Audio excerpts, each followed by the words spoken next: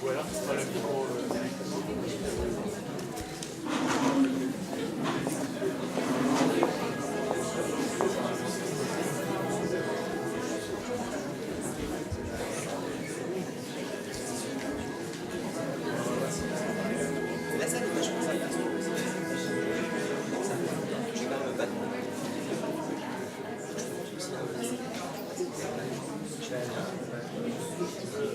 Je voulais juste donner une impression, c'est que moi j'avais vraiment ressenti, enfin j'avais vraiment reçu un cadeau d'humanité à la fois dans ce film, et c'est vraiment ce que je ressens avec ce que j'ai rencontré pendant mes recherches pour préparer cet événement sur la maladie d'Alzheimer. Voilà, je voulais vous livrer ça. Et donc je pose la première question qui est: avoir la maladie d'Alzheimer à 50 ans, comment se projeter dans l'avenir? Comment se projeter? Je ne sais pas. Je ne sais pas. On a eu beaucoup de cas sur l'association. Je vais sortir de l'accueil de jour et aborder les missions de l'association, qui sont une mission d'accompagnement, d'information, de soutien des aidants. Et ma collègue Isabelle Doreux, qui n'est pas là aujourd'hui, a eu à faire des accompagnements sur plusieurs années de patients moins de 65 ans. Et c'est un accompagnement quotidien, je dirais, hein, c'est régulier, et on avance, on chemine à côté des aidants en leur proposant des dispositifs. Alors ça commence par les allocations compensatoires financières, parce que malheureusement il y a un gros souci financier quand la pathologie touche les gens de moins de 65 ans. Donc il faut penser à ça. On se trouve avec des lycéens, on se trouve avec des familles qui ont souvent des crédits en cours, des crédits immobiliers ou autres. Donc c'est vrai que l'écueil financier, c'est souvent ce qui amène les familles à prendre contact avec nous, en tout cas dans le cadre du patient jeune. On a été amené à proposer par une psychologue des séances de soutien individuel pour la famille. On a été amené à faire de la systémie familiale. Et on a été amené à accompagner sur la mise en place du maintien à domicile, de l'infirmière, des accueils de jour, puis ensuite des institutionnalisations. On a aussi fait souvent de médiateur, alors entre l'épouse et l'époux. Ça nous arrive régulièrement parce que l'épouse ou l'épouse a des demandes particulières, et on a accompagné un monsieur comme ça sur la nomination d'une personne de confiance, il souhaitait le faire. Et c'est nous qui avons été médiateurs dans la discussion avec sa femme par rapport à cette problématique-là. Voilà, donc on n'a pas de procédure, comme je l'ai dit depuis le début, on colle aux individualités de la famille, c'est un peu paradoxal, mais c'est ça, aux besoins. On n'a pas les mêmes demandes sur le littoral et sur l'arrière-pays. On a eu à prendre en charge une dame de 42 ans sur le côté de Torrent. Donc vous voyez, là-bas, c'est pas du tout la même chose que de mettre en place un système ici sur Nice. Pas les mêmes mentalités, pas le même ressenti de la pathologie. Donc voilà, on est France Alzheimer, et là, accompagne les familles, on innove, on essaye d'innover souvent, mais se projeter, je ne sais pas, je n'ai pas la réponse. Je ne sais pas si Rabia... Moi, le peu d'expérience que j'en ai, parce que je vous rappelle que je suis gériatre, mais que quand je travaillais au centre mémoire, certains patients se sont perdus à mes consultations, dont un qui avait 45 ans, et j'étais en grande difficulté parce que quand on a un patient plus âgé, on ne parle pas du tout des mêmes problématiques que quand on a 50 ans. Et beaucoup se venaient à mes consultations, et comme j'étais au centre mémoire, je voyais tout le monde en fait à l'époque. Et la plupart des temps, heureusement, dans les 2 tiers des cas, les personnes qui venaient consulter n'avaient pas de maladie d'Alzheimer, parce que c'est quand même assez rare.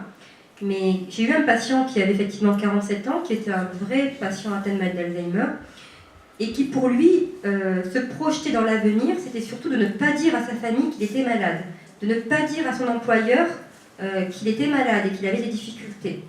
Donc ça a été un accompagnement compliqué, parce qu'il a fallu passer le pas à un moment pour pouvoir faire des démarches administratives.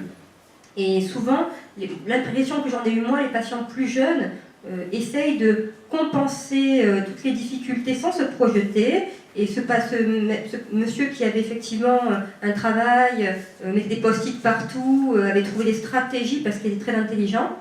Et voilà, il avait du mal à se projeter. Pour ma part, ceux que j'ai rencontrés, qui se comptent sur le doigt d'une main. On me pose encore une question sur la cause environnementale pour les patients Alzheimer jeunes. Et on me pose, point d'interrogation, l'aluminium.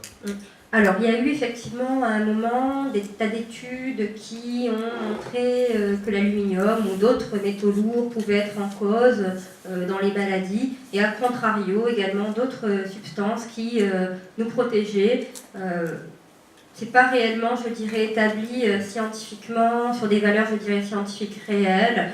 Quoi qu'il en soit, ce qu'on peut observer, il y a une étude très intéressante qui avait été faite dans les insuffisants rénaux chroniques, puisqu'à l'époque, les dialyses, quand on est atteint d'une maladie chronique rénale, on fait, donc on lave, entre guillemets, le sang par la dialyse en enlevant toutes les substances que le rein normal ne peut pas excréter. Et à l'époque, effectivement, il y avait de l'eau qui était utilisée avec de l'aluminium à l'intérieur, et on avait observé des démences à l'aluminium. Voilà. Mais ça, c'est un modèle qui a été fait sur des patients avec je dirais, une intoxication importante sur de longue durée, puisqu'une dialyse, c'est 3 fois par semaine. Après, de là à dire que parce qu'on mange dans une casserole avec de l'aluminium, on devient Alzheimer, je ne le crois pas, honnêtement. Alors, pourquoi décourage-t-on ou voit-on d'un mauvais œil les marques de familiarité entre soignants et patients dans les institutions, alors qu'elles font le lit du Caire? Je ne sais pas qui veut répondre. Moi, je vais venir. Alors, a priori, il est vrai qu'on demande, j'ai travaillé en institution, donc on demande de ne pas avoir trop de marques de familiarité avec les patients par respect pour eux. Par respect, on tape avant d'entrer dans une chambre, on vous voit les patients, on essaye d'être le... Si vous voulez, la familiarité, ça peut être quelque chose de positif quand elle est demandée par le patient. Il y a des patients qui vous demandent, moi j'ai une dame qui me disait, quand je l'appelais par son nom de famille, elle ne me répondait pas, elle me disait non, mais moi je ne m'appelle pas comme ça. Elle se représentait par son prénom. Mais dans l'ensemble, on demande pour qu'il n'y ait pas d'excès de débordement, parce qu'on ne peut pas appeler quelqu'un cocotte. Hein. J'ai entendu, allez poulette, tu viens non, mais quand même. Et il y a pour les familles un respect aussi quand ils viennent visiter leurs proches, qu'on s'adresse à eux avec politesse au moins. Voilà. Après, dans les petites structures, quand on peut avoir des liens de familiarité, mais familiarité ne veut pas dire grossièreté. Et pour éviter les débordements, avec les équipes, c'est vrai qu'on leur demande un minimum de respect pour la personne. Voilà. Tu as quelque chose à rajouter ?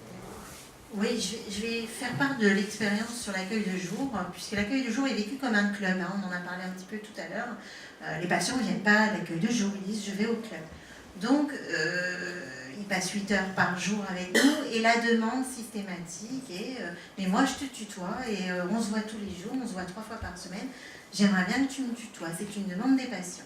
On a beaucoup réfléchi sur ça, et on a instauré une petite procédure où il est demandé à la famille, si le patient le demande, est-ce qu'on est autorisé à appeler la personne par le prénom. Donc la famille dit oui ou dit non, et on respectera à ce moment-là les desiderata de la famille. Et puis la demande est devenue persistante dans les personnes accueillies de l'accueil de jour. Je vous rappelle, des gens qui sont en début de pathologie pour certains, sur des démences légères à modérées, avec tout à fait conscience de ce qu'ils demandent. Et on a décidé de faire des groupes de parole sur la notion du tutoiement et de l'appellation par le prénom. On a fait un groupe de parole qui a duré sur plusieurs séances pour réussir à avoir les avis de chacun. Et en fait, on s'est conforté à leur demande par rapport à ce groupe de discussion. Donc certains ont dit non, moi ça me gêne, moi je préfère qu'on me vous voit. Donc le vouvoiement est resté. D'autres ont dit ah non, moi je veux être tutoyée, on a beaucoup de pieds noirs en plus, donc c'est vrai que c'est dans la culture.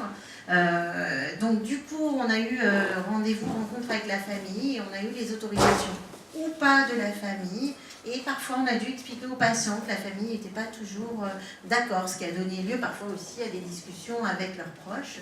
Mais voilà la façon dont on a procédé sur l'accueil de jour. Je précise bien sur l'accueil de jour. Je rejoins Dominique sur les appellations cocotte, etc., qui sont bannies sur notre structure, ça c'est évident. Voilà, ça c'est interdit. Et c'est vrai que j'ai pu entendre dans certaines EHPAD des gens vous voyez avec un total irrespect. Donc je pense qu'il ne faut pas associer irrespect et tutoiement. Ça doit venir d'une demande, ça doit être individualisé. J'interdis sur la structure qu'on fasse une généralisation. Il n'y a pas de généralisation à avoir. C'est vraiment un travail réaliste à accomplir avec les patients. Excusez-moi, je rebondis là sur ce que vous venez de dire, que vous demandez l'autorisation à la famille. Bon, ça me pose question, parce que si le patient demande, je dis patient, je ne sais pas comment vous dites, si la personne accueillie demande à être tutoyée, je vois pourquoi il faut l'autorisation de la famille. Enfin, je sais pas, il y a quelque chose qui me dérange là. J'ai des patients qui sont quand même sous protection de justice et donc il y a un représentant légal. Donc c'est la notion de préciser. Oui, voilà. Au-delà de la loi. Dit d'une manière générale, je trouve que c'est un peu. Au-delà de la loi, quand on prend en charge un patient ou une personne qui vient au club, on travaille aussi avec la famille. Et je crois qu'il est très important que la famille soit au courant de ces éléments-là, parce que ça peut choquer aussi la famille au retour en disant que tu sais, on se tutoie maintenant. Ça peut créer un fantasme ou des difficultés. Et je crois que c'est important qu'on soit ensemble dans la prise en charge. Non, mais là je suis d'accord, mais c'est la manière. C'est quand même pas la famille qui doit donner l'autorisation. Sur 87 familles, il n'y en a qu'une seule qui a refusé. Okay. Voilà, les autres, ça ne pose pas de problème. Voilà, mais il y en a une qui a refusé. Que pensez-vous des innovations technologiques autour de la maladie? Exemple, Swap Assist, porte-clés GPS pour géolocaliser le patient. Au CHU de Nice, effectivement, on est très sensible à tout ce qui est gérontotechnologie. Je crois qu'il y a des pour et des contre. On ne pourra pas dire c'est très bien ou c'est pas bien. Ça va dépendre d'abord du choix du patient. S'il tolère, je dirais, l'objet qui ça lui rend vraiment service, c'est toujours le bénéfice-risque, comme la marche dans la montagne. Est-ce que ça apporte quelque chose qui va apporter du bien-être au patient, une sécurité au patient, ou est-ce que c'est quelque chose d'intrusif qui lui vit mal? Et ainsi, moi j'ai une patiente qui avait eu une installation à son domicile d'une vidéosurveillance, mais on a bien pris le soin avec son fils de la mettre seulement dans le couloir, pour voir est-ce qu'elle fait des passages, est-ce qu'elle ne reste pas dans une pièce pendant plus de 2 ou 3 heures, il y a des alertes. Et donc il faut que ce soit pensé, je dirais, avec intelligence, pour ne pas être intrusif, mais utile. Donc cette caméra dans le couloir ne va pas dans la chambre, ne va pas dans les toilettes, et là, le patient a la possibilité d'être seul la plupart du temps, puisqu'un couloir, c'est un lieu où on ne reste pas, il n'y a pas de chaise, il n'y a pas... Donc ça, si c'est bien pensé, ça peut être utile. Par contre, il ne faut pas que ça remplace évidemment d'un autre côté l'humain. Et on a vu aujourd'hui avec toutes les illustrations du prendre soin, il ne faut pas que ce soit un substitut à l'humain. Il faut que ce soit un petit plus qui amène quelque chose d'intéressant. Ça pose quand même des questions plus intéressantes que ça. Quand on voit quand même ce que les Japonais réussissent à faire avec des robots, donc je veux dire, c'est qu'il y a une culture technique qui est différente selon les peuples. Notre rapport à la technique, nous en France, est un rapport un peu, j'ai envie de dire, hypocrite et névrotique. Il est de refoulement, contrairement aux États-Unis. Chaque culture, chaque ère culturelle a son rapport à la technique. Je pense qu'il est démontré aujourd'hui dans certaines pathologies, que le virtuel, par exemple, qui curieusement, et c'est un paradoxe, peut donner un effet de réel supérieur à celui qu'on éprouve dans la réalité, on le voit très bien dans le cinéma 3D, etc., peut parfaitement, si on considère que le propre de la pathologie d'Eisenberg, à mon avis, c'est un problème que pose Husserl, c'est revenir aux choses eux-mêmes, c'est toucher le monde. Et d'ailleurs, on voit très bien quand ces patients touchent un autre, touchent l'eau, sont sensibles à fleur de monde, j'ai envie de dire, on voit très bien comment ils réussissent à reconquérir progressivement une part d'eux-mêmes. Donc, je me dis, peut-être bêtement, mais il faudrait demander à M. Guérin si un jour il a l'occasion de parler de tout ça, s'il n'y aurait pas un parti à tirer d'expérimentation qui mettrait en jeu de vrais dispositifs virtuels. Ça existe déjà, d'accord. Et ça donne des résultats? Il y a des résultats. Ça marche quand le patient accepte le dispositif. On est toujours dans la même histoire. Hein. Et puis il y a des niveaux. Dans la maladie d'Alzheimer, on a des patients qui peuvent être accessibles. Et puis d'autres qui ont une maladie très évoluée qui ne leur permet pas d'accéder.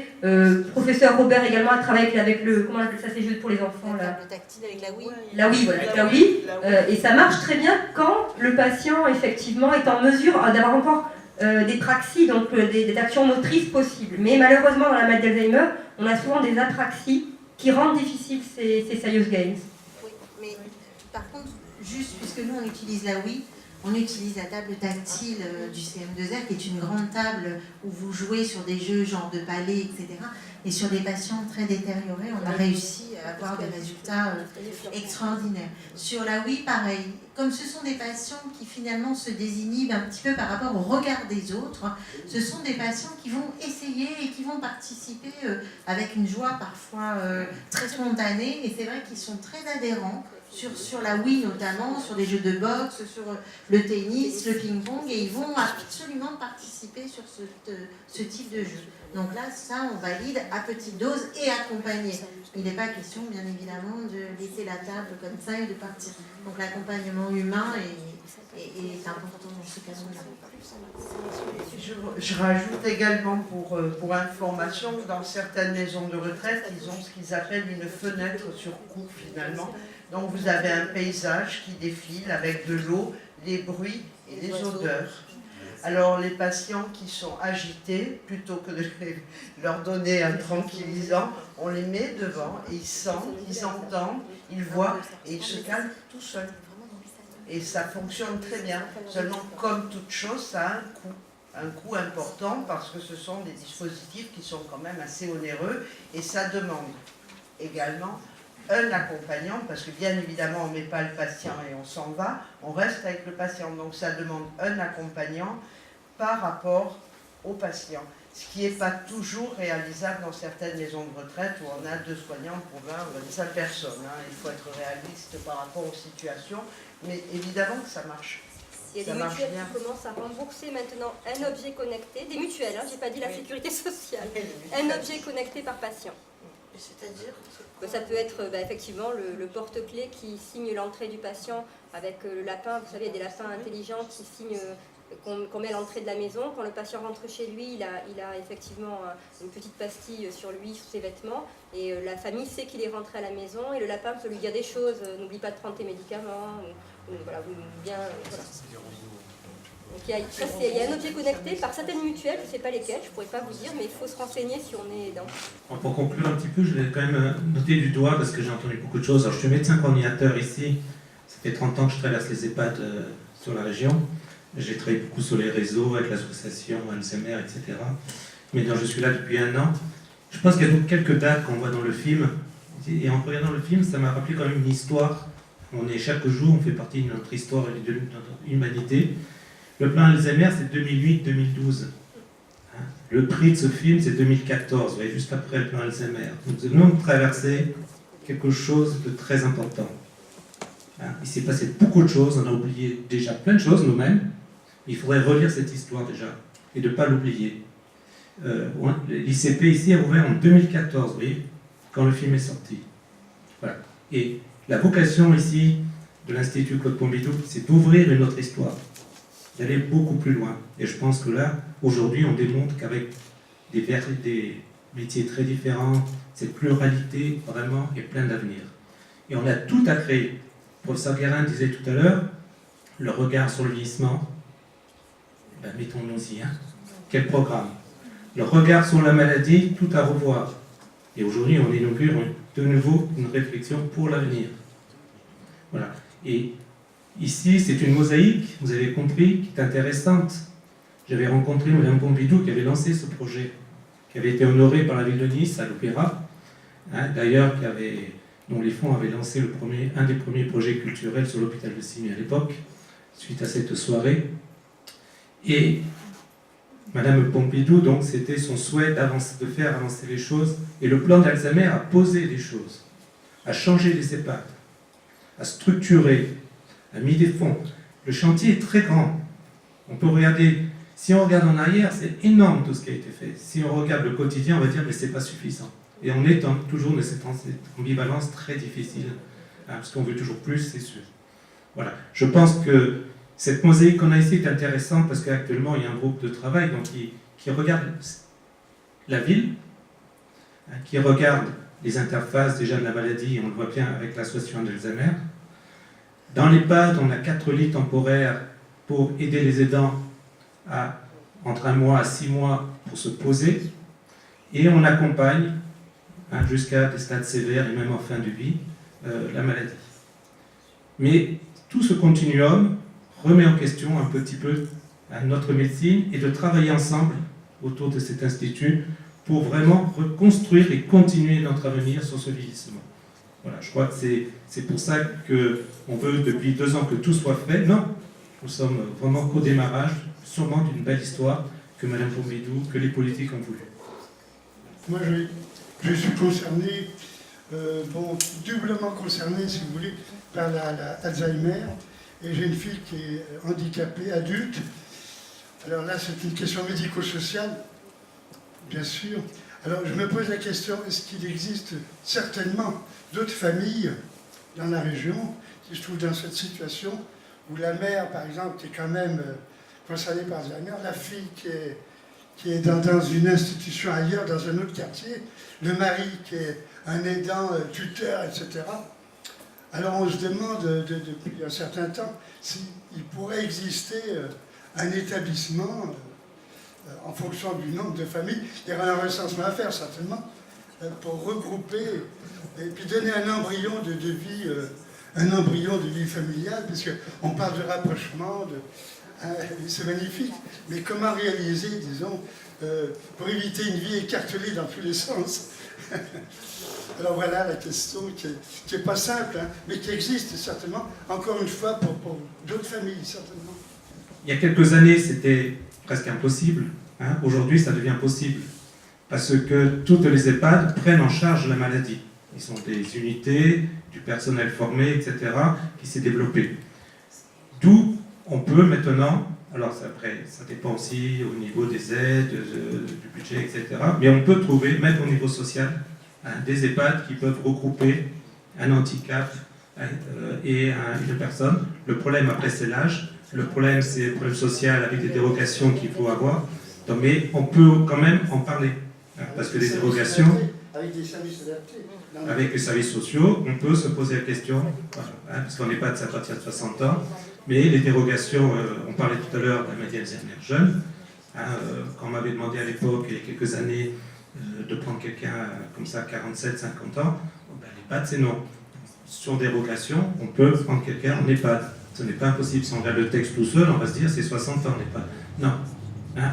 Donc c'est pour ça qu'on parlait d'histoire singulière, hein, chaque cas est particulier, mais maintenant les services sociaux sont beaucoup plus ouverts, hein, depuis le plan d'Alzheimer, à étudier. Moi j'ai connu un monsieur dément avec son fils trisomique, hein, donc ayant moins de 60 ans bien sûr, pris en EHPAD et vivant en EHPAD, et évoluant en EHPAD. Au début ils étaient même dans la même chambre, les troubles de comportement ont obligé à les séparer, mais ils étaient toujours ensemble, partageaient leur journée ensemble.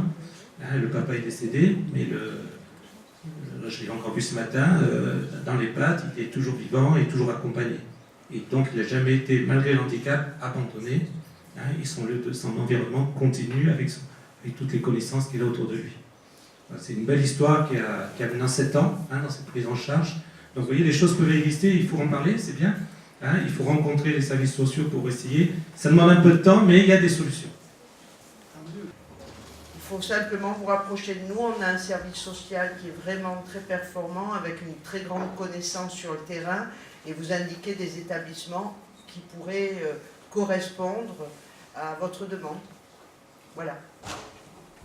J'aimerais savoir s'il y a une loi pour les aidants qui sont actifs, c'est-à-dire pour les dégager peut-être de leur travail quand ils travaillent dans le privé, parce que c'est très compliqué en fait. Là aussi, on est au cas par cas, parce que ça dépend des structures pour lesquelles vous travaillez. Suivant, si vous travaillez, par exemple, pour l'État, vous êtes fonctionnaire, vous avez toujours des aménagements. Dans le privé, c'est beaucoup plus compliqué. Voilà. C'est beaucoup plus compliqué. Il faut que vous puissiez prouver que vous êtes aidant nécessaire, si vous voulez. Nécessaire, C'est-à-dire que vous devez passer la moitié du temps avec la personne. C'est votre conjoint qui est... C'est ma maman. C'est votre maman. Ici, Alors votre maman, oui, vous avez peut-être des possibilités de bénéficier de l'APA en tant qu'aidante, mais à ce moment-là, vous ne travaillez plus. Vous avez l'allocation d'APA pour vous occuper d'elle, mais ça devient un vrai travail, si vous voulez. Mais pas en établissement. Elle est en établissement, votre maman? Elle est ici. Elle est d'ici. Ah non, non, alors non. Donc, c'est quelque chose qui est quand même... Peut-être que c'est difficile, hein. quelque chose à voir, enfin, au niveau de l'État, à changer les mentalités. Si vous étiez à domicile, oui, ça posait aucun problème. Si votre maman était à domicile, ça posait aucun problème. Si elle est en institution, non. Parce que les horaires justement de l'Institut et Ne les correspondent propres pas horaires aux de vôtres. travail, c'est complètement opposé. C'est pour ça que je demande s'il n'y a pas une évolution au niveau de la loi, justement, pour les aidants. Il y a un congé de l'aidant, mais Un congé, mais pas. Donc il n'y a rien. Alors juste pour dire pour les horaires, Écoutez. c'est là où je veux dire, l'EHPAD c'est un domicile, donc ce qu'il faut c'est négocier, c'est les horaires, hein, c'est-à-dire permettre une ouverture plus grande. Alors c'est vrai qu'une structure qui est toute jeune comme ici, on a mis des horaires, mais on est prêt à les remettre en cause et à les analyser, parce qu'il y a toujours un bénéfice-risque, comme on disait, c'est très compliqué. Mais il peut y avoir des réponses qui se construisent, hein, pour permettre plus d'ouverture. Autant de travail, peut-être, c'est pas possible, comme on vient de le dire, mais il faut continuer à réfléchir, hein, comme le disait tout à l'heure le Dr Fazaz, de bien analyser bénéfice-risque, hein, dans un changement. C'est toute la difficulté de la prise en charge de la maladie, c'est toujours, on a plein d'idées, hein, mais quand on les met en place, il faut passer par cette analyse que vous avez vue, on évalue bénéfice-risque, on voit les lois, on voit le périmètre de changement, les conséquences que ça peut poser.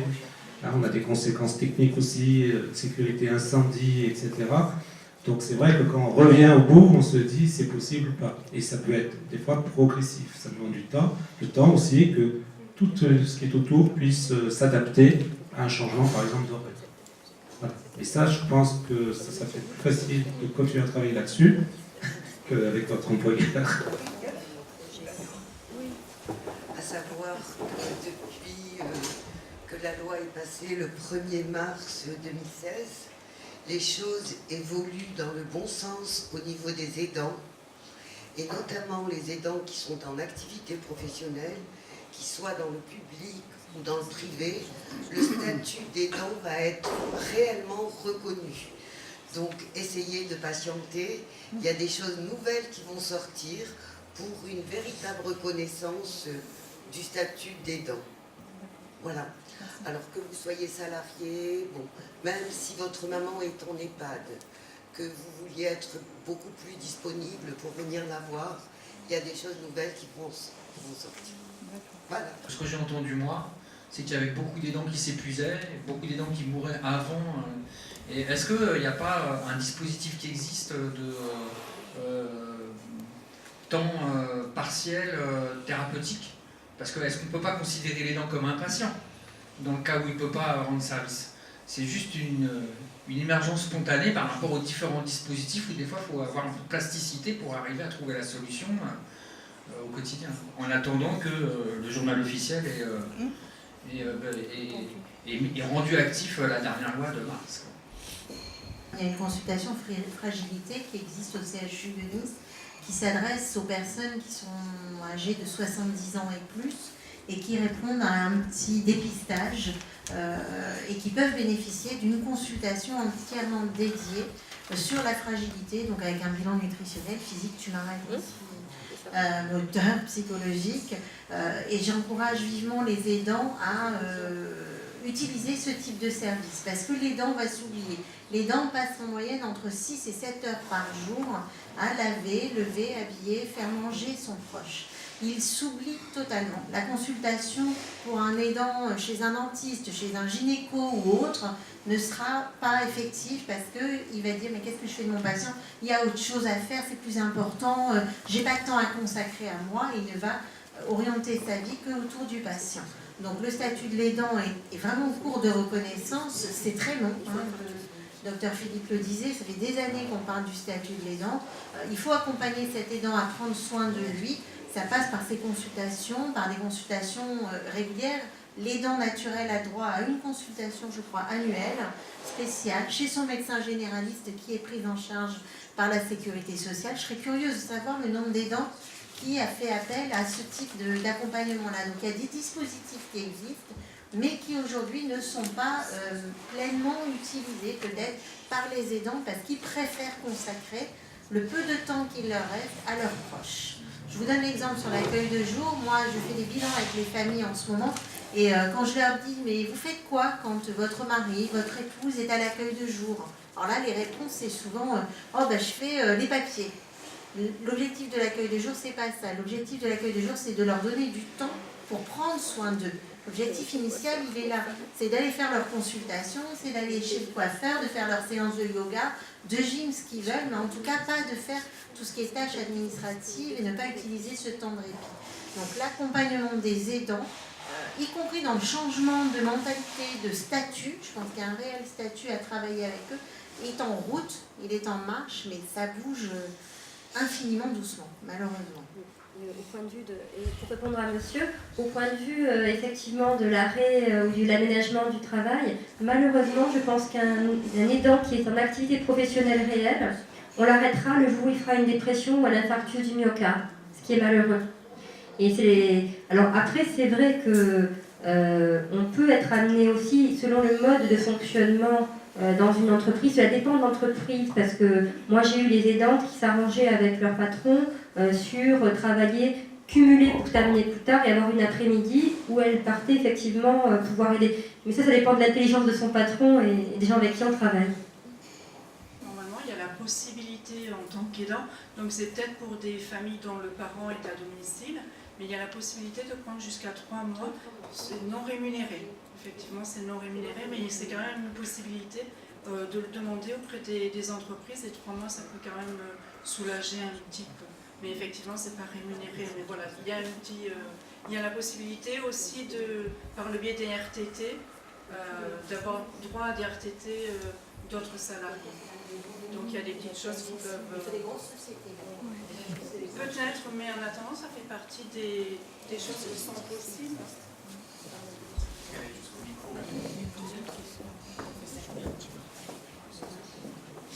Bonjour, je suis aidante, puisque j'ai ma mère Alzheimer, mais je suis aussi médecin, et je constate que ce sujet de l'aidant est aussi à ouvrir grâce à l'Alzheimer, à tous les aidants, des familles qui ont des cancers, qui ont des trucs et tout, et que finalement ça m'a beaucoup sensibilisée quand j'ai les femmes, les époux de ces patients-là, et je crois qu'il faut qu'on ouvre, grâce à l'Alzheimer, plus large, tout ce qu'apporte l'Alzheimer, il faut l'ouvrir à plus grand. C'est au niveau de la santé publique, c'est vraiment très important. Voilà, c'est juste cette remarque. Je pense que c'est en cours parce que pour avoir assisté à des colloques sur les autres associations, toutes les associations, que ce soit d'handicapés, Parkinson... Je parle des cancers, là, par exemple. Là. Mais la Ligue pour le cancer, il y a quand même cette volonté de soutenir l'aidant. Il y a de plus en plus de groupes de parole. On est tout à fait conscient de la fragilité de l'aidant et de sa solitude. Donc il y a des groupes de parole. Au niveau de la mairie, il y a beaucoup de choses qui sont faites également. Mais moi, je vous dis très sincèrement, il y a un problème de communication parce que les personnes ne le savent pas. Voilà. Alors il y a beaucoup de faits, mais alors il n'y a pas accès à l'information. Parce que vraiment, toutes les associations ont des systèmes d'aide aux aidants. C'est vrai, la Ligue contre le cancer. La Ligue contre le cancer, ils sont très dynamiques. Ils sont très dynamiques à la Ligue. On a rencontré hier les personnes de la Ligue contre le cancer et qui travaillent, qui font un très très gros travail avec beaucoup d'activités. C'est vrai qu'ils restent chez eux. Et qui sont, mais je comprends ce que vous dites. donc j'ai été les voir et en fait ils ont encore des places. Donc en fait ils sont en collaboration avec le centre Antoine Lacassagne, mais D'accord. Il faut Ok, voir bah, ce qui se je passe. respecte. C'est à la rue Alfred Mortier, j'ai les informations. Je n'ai pas assisté au film, parce que j'étais occupée ailleurs, mais je rebondis sur ce que monsieur a dit au niveau de la culture et du rythme et de l'amour. Je crois vraiment que c'est une brèche ouverte, l'Alzheimer. C'est une brèche ouverte sur vraiment énormément de potentialités qui peuvent réveiller la population, quoi. Toute la population. Voilà. Tous ceux qui sont là, c'est une façon de rencontrer l'humanité de l'autre. Et la sienne d'ailleurs. Ton titre est très beau, hein, l'amour plus fort que l'oubli. Oui. Voilà. Donc l'amour plus fort que l'oubli. Ça pourrait conclure la séance d'aujourd'hui. Et donc on remercie donc tous les organisateurs, tous les intervenants, toutes les réactions du public. Et on a un peu cette idée que l'année dernière, on a fait 4 ciné-conférences débats qui ont duré 4 heures chacune.